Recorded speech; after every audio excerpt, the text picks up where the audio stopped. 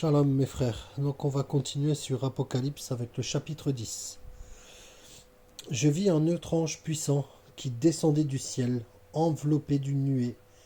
Au-dessus de sa tête était l'arc-en-ciel, et son visage était comme le soleil, et ses pieds comme des colonnes de feu. Il tenait dans sa main un petit livre ouvert. Il posa son pied droit sur la mer et son pied gauche sur la terre. Et il cria d'une voix forte, comme rugit un lion.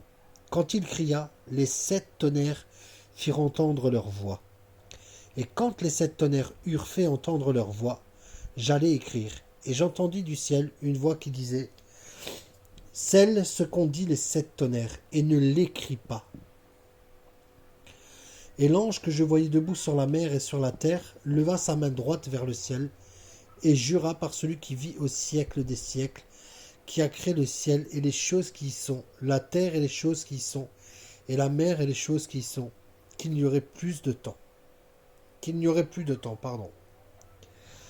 Mais qu'au jour de la voix du 7e ange, quand il sonnerait de la trompette, le mystère de Dieu s'accomplirait comme il l'a annoncé à ses serviteurs les prophètes. Et la voix que j'avais entendue du ciel me parla de nouveau et dit « Va, prends le petit livre ouvert dans la main de l'ange qui se tient debout sur la mer et sur la terre. » Et j'allai vers l'ange en lui disant de me donner le petit livre. Et il me dit, prends-le et avale-le. Il sera amer à tes entrailles, mais dans ta bouche il sera doux comme du miel. Je pris le petit livre de la main de l'ange et je l'avalai. Il fut dans ma bouche doux comme du miel, mais quand je l'eus avalé, mes entrailles furent remplies d'amertume. Puis on me dit, il faut que tu prophétises de nouveau sur beaucoup de peuples, de nations, de langues et de rois. Chapitre 11. On me donna un roseau semblable à une verge en disant « Lève-toi et mesure le temple de Dieu, l'autel et ceux qui y adorent. Mais le parvis extérieur du temple, laisse-le en dehors et ne le mesure pas, car il a été donné aux nations et elles fouleront aux pieds la ville sainte pendant 42 mois. Je donnerai à mes 2 témoins le pouvoir de prophétiser, revêtus de sacs, pendant 1260 jours. Ce sont les 2 oliviers et les 2 chandeliers qui se tiennent devant le Seigneur de la terre. Si quelqu'un veut leur faire du mal, du feu sort de leur bouche et dévore leurs ennemis. Et si quelqu'un veut leur faire du mal, il faut qu'il soit tué de cette manière. Ils ont le pouvoir de fermer le ciel, afin qu'il ne tombe point de pluie pendant les jours de leur prophétie. Et ils ont le pouvoir de changer les eaux en sang et de frapper la terre de toute espèce de plaie chaque fois qu'ils le voudront. Quand ils auront achevé leur témoignage, la bête qui monte de l'abîme leur fera la guerre, les vaincra et les tuera. Et leurs cadavres...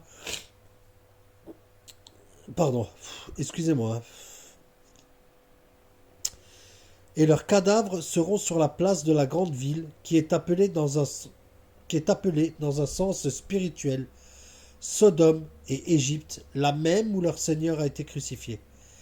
Des hommes d'entre les peuples, les tribus, les langues et les nations verront leurs cadavres pendant 3 jours et demi, et ils ne permettront pas que leurs cadavres soient mis dans un sépulcre.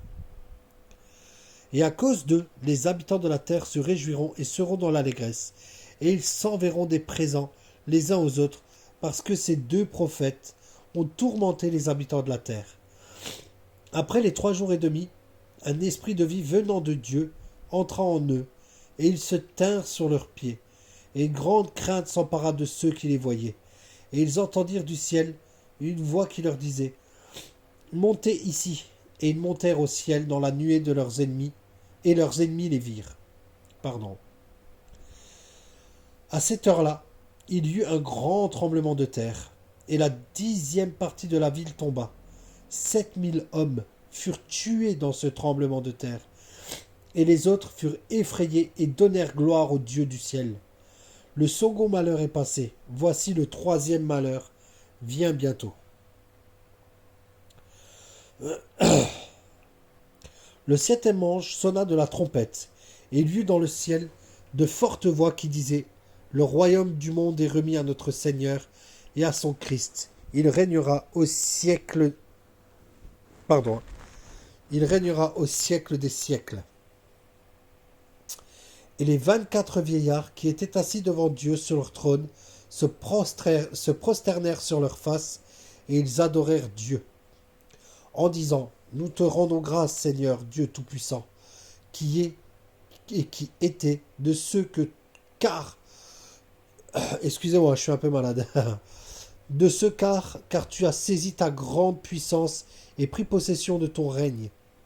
Les nations se sont irritées, et ta colère est venue, et le temps est venu de juger les morts, de récompenser les serviteurs, tes serviteurs les prophètes, les saints et ceux qui craignent ton nom, les petits et les grands, et de détruire ceux qui détruisent la terre, et le temple de Dieu, dont le ciel fut ouvert. Et l'arche de son alliance apparut dans son temple, et il y eut des éclairs, des voix, des tonnerres, un tremblement de terre et une forte grêle.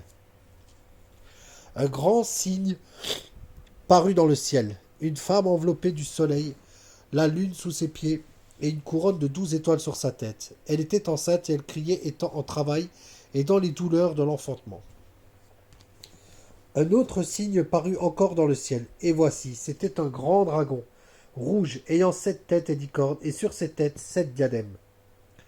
Sa queue entraînait le tiers des étoiles du ciel et les jetait sur la terre. Le dragon se tint devant la femme qui allait enfanter, afin de dévorer son enfant lorsqu'elle aurait enfanté. Elle enfanta un fils, qui doit paître toutes les nations avec une verge de fer, et son enfant fut enlevé vers Dieu et vers son trône. Et la femme s'enfuit dans les déserts, où elle avait un lieu préparé par Dieu, afin qu'elle y soit nourrie pendant 1260 jours. Et il y eut guerre dans le ciel, Michel et ses anges combattirent contre le dragon, et le dragon et ses anges combattirent. Mais ils ne furent pas les plus forts, et leur place ne fut plus trouvée dans le ciel. Et il fut précipité, le grand dragon, le serpent ancien, appelé le diable et Satan, celui qui séduit toute la terre. Il fut précipité sur la terre, et ses anges furent précipités avec lui. Et j'entendis dans le ciel une voix forte qui disait, maintenant le salut est arrivé, et la puissance et le règne de notre Dieu et l'autorité de son Christ, car il a été précipité, l'accusateur de nos frères, celui qui les accusait devant notre Dieu jour et nuit. Et ils l'ont vaincu à cause du sang de l'agneau et à cause de la parole de leur témoignage, et ils n'ont pas aimé leur vie jusqu'à craindre la mort.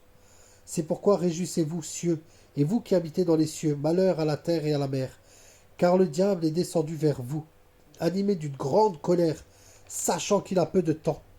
Quand le dragon vit qu'il avait été précipité sur la terre, il poursuivit la femme qui avait enfanté l'enfant mâle, et les 2 ailes du grand aigle furent données à la femme afin qu'elle s'envole au désert, vers son lieu où elle est nourrie un temps des temps, et la moitié d'un temps, loin de la face du serpent.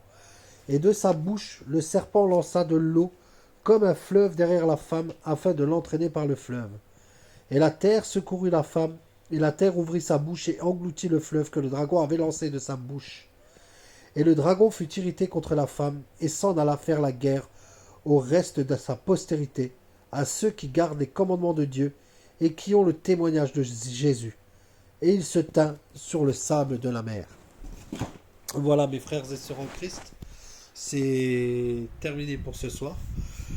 Donc je reprendrai demain si ça va, parce que là je suis désolé mais je suis malade, donc j'ai un peu j'ai eu quelques petits bugs, mais ne vous inquiétez pas. Voilà, donc soyez tous bénis abondamment, que la grâce de notre Père l'Éternel soit sur vous tous, et je vous dis à demain. Shalom, shalom.